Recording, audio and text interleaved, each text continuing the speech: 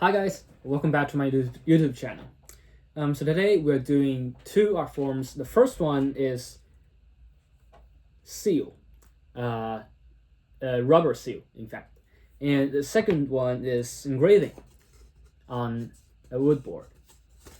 So yes, well, I think maybe the first thing you think about the seals is that they are pretty complicated and they often contain many symbols, connections with the historical issues that the artist want to point to. But I think this is also an advantage of the art form that I hope to take. I'm very concerned with the current situation in Israel, the Israel-Palestine conflict.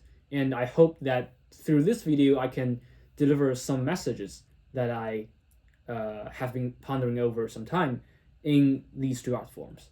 Well, let's get started. I tried to mimic the structure of Michelangelo on the ceiling mural of Sistine Chapel. The full circle in the middle and smaller circles on this side. The design was originally planned to be the main character in the middle, struggling to touch the blessing from above and spread the blessing down to a symbol of his people. You can see that originally planned a triptych, three in a row, and this one is the first. It's the ruler limited by its own power. And now we move on to the sculpting period. So the first blade I use is, of course, the largest and the sharpest. To use it to its full extent, I have to bend the seal in different directions to reveal more parts of the rubber material, so that I can move my blade more freely in more space that is revealed by this curving of the rubber. It actually takes a lot of time to carve all the details and maintaining that they are not too vulnerable to be printed. We have to wet the surface with ink, and during that process, the vulnerable parts, the fragile little soft smaller parts on rubber, it's very it can come off just by being pressed hard. So I have to be very careful, and no mistake is tolerated. Here you can see that I changed the blade. I changed from a straight blade to a curved blade. This actually helps to add more texture to the lines. For example, I use this to express the skin of the snakes. Maybe by combining the curved blade with this straight blade, the snake can appear more realistic and can be more diverse in the diametric prospects. The outcome is quite satisfying. The muscle lines and the clothing and this animal I think the design is very satisfying, but the time taken is overwhelming. It completely outbroke my expectation. The design of the second part of the triptych was obviously too complicated. So in part 2, I'll try to simplify the design and make it more feasible. Move on to the third phase, the printing. We use this print and we squeeze it on a plastic board. Then with the first scroll, we wet it with the paint evenly and maintaining its wetness.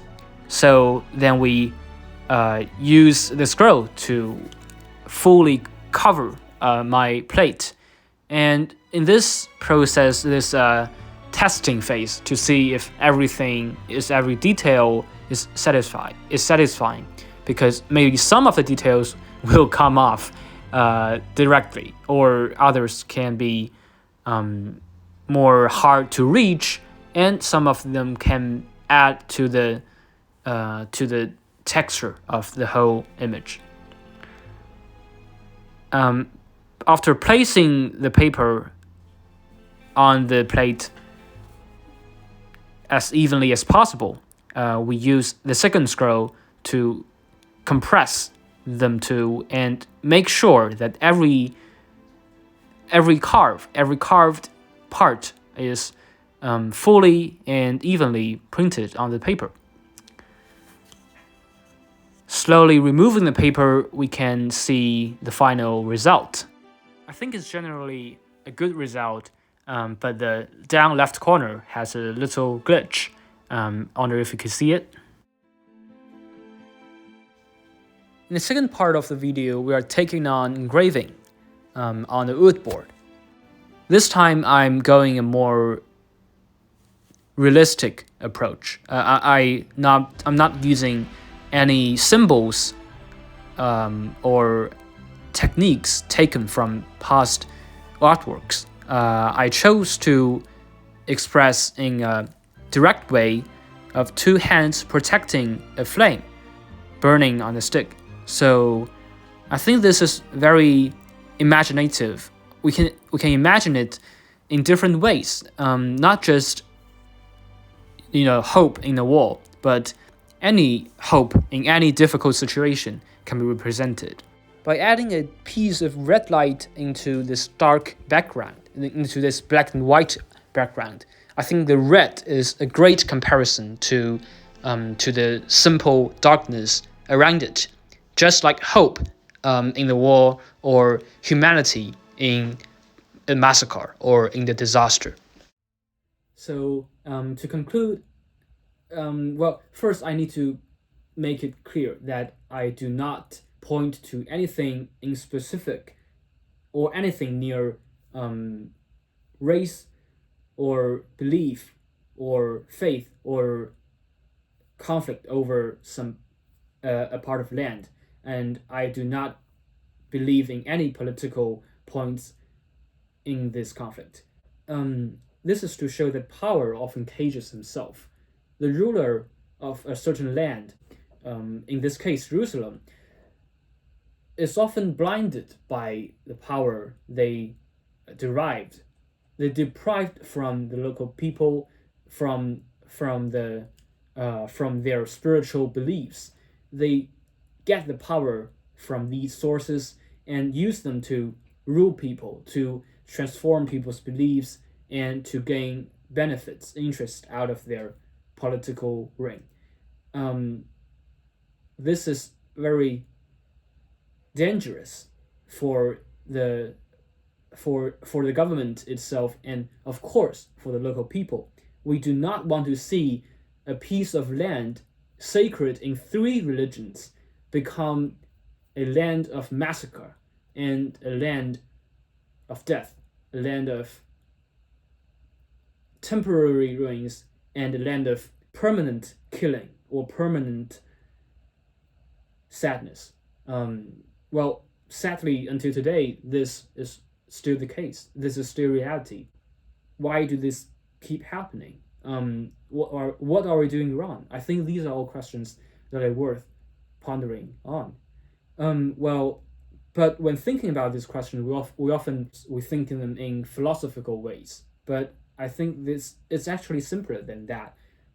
We actually only need, most urgent, is hope for peace and hope for humanity. So that's what I try to deliver in my second work, the two hands protecting the flame. So I think I want to be simple through this artwork, to show that I only want to want all people to realize that the simple hope as a flame burning on the end of a wood stick is what we all need. It's actually all we require for the refugees and even for dead souls in this conflict. That what we can do is to urge this conflict to stop, because it only kills. It does not give any legitimate right to any ruler or to any side. Neither one of them is innocent, and we want to keep the death number as low as possible. So this is what this stands for. Peace is very fragile. It's like the flame, little bit flame that we can snatch it with only one hand, with only 2 fingers. But we should do everything that we can to protect it, to keep it burning, hopefully permanently. So yeah, that makes it for today. And don't forget to subscribe, like, and most importantly, comment below this video.